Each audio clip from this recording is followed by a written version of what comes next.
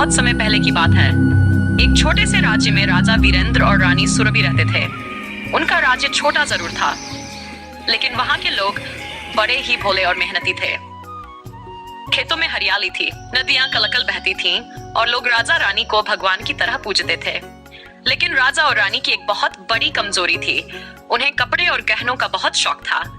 राजा हर महीने नए नए शाही वस्त्र बनवाते, रेशम, मखमल और सोने चांदी के धागों से बुने कपड़े वे दरबार में पहनते।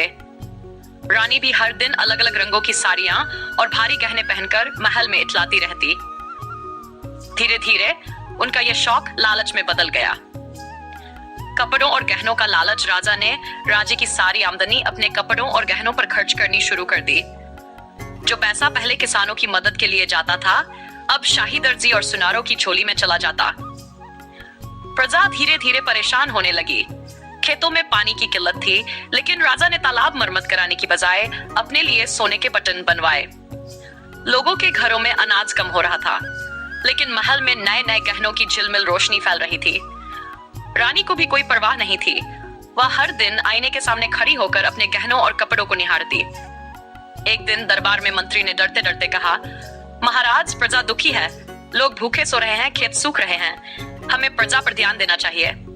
राजा हंसकर बोले, मंत्री जी, प्रजा का काम है मेहनत करना और कर चुकाना।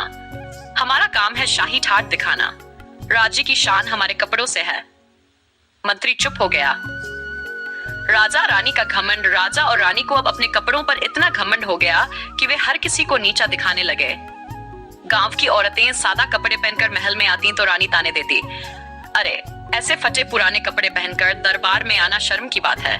देखो रानी को कैसे सजना संवरना चाहिए। राजा भी किसानों को डांटते, तुम लोग भी हमारी तरह कपड़े क्यों नहीं पहनते? बिना सुंदर कपड़ों के कोई इज्जत नहीं। लोग मन ही मन सोचते, कपड़ों से नहीं, इंसानियत और भलाई से इस इज्जत मिलती है। एक अजीब दर्जी एक दिन राज्य में 2 अजनबी आए। वे अपने आप को जादुई दर्जी बताते थे। उन्होंने राजा से कहा, महाराज, हम ऐसे कपड़े बना सकते हैं जो दुनिया में किसी के पास नहीं होंगे, लेकिन यह कपड़े सिर्फ बुद्धिमान और सच्चे इंसान को ही दिखाई देंगे। मूर्ख और झूठे लोग इन्हें देख ही नहीं पाएंगे। राजा को यह सुनकर बड़ा गर्व हुआ। उन्होंने तुरंत उन दोनों को सोने की थैली दी और कहा, जल्दी से हमारे लिए वो कपड़े तैयार करो। हम पूरी दुनिया को दिखाना चाहते हैं कि हम कितने महान और बुद्धिमान हैं।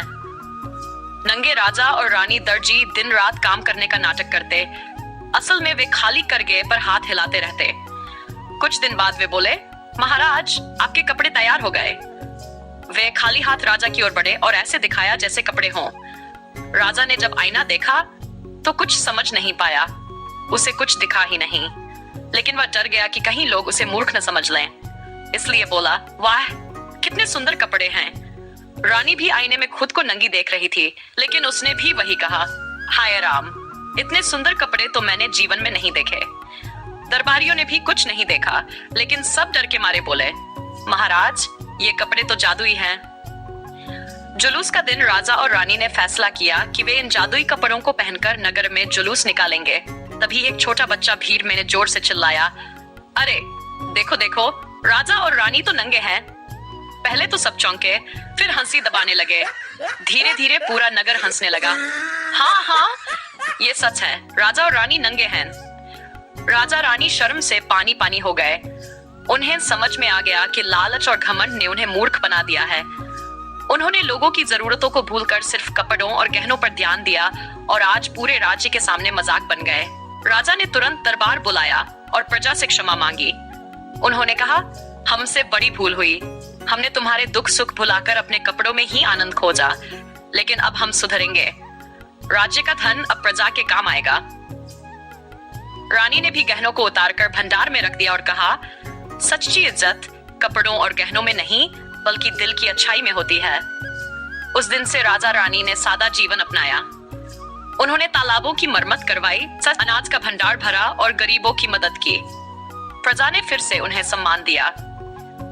इस कहानी से हमें यह शिक्षा मिलती है कि असली इज्जत कपड़ों और गहनों में नहीं, बल्कि अच्छे कर्म और सच्चाई में होती है। घमंड और लालच इंसान को मूर्ख बना देते हैं। सच बोलने की हिम्मत कभी छोटी नहीं होती। कभी कभी बच्चे भी बड़े लोगों को सच्चाई का आईना दिखा देते हैं। यही थी नंगे राजा और रानी की कहानी। अगर आपको ये कहानी पसंद आई हो तो लाइक, शेयर और सब्सक्राइब जरूर करें।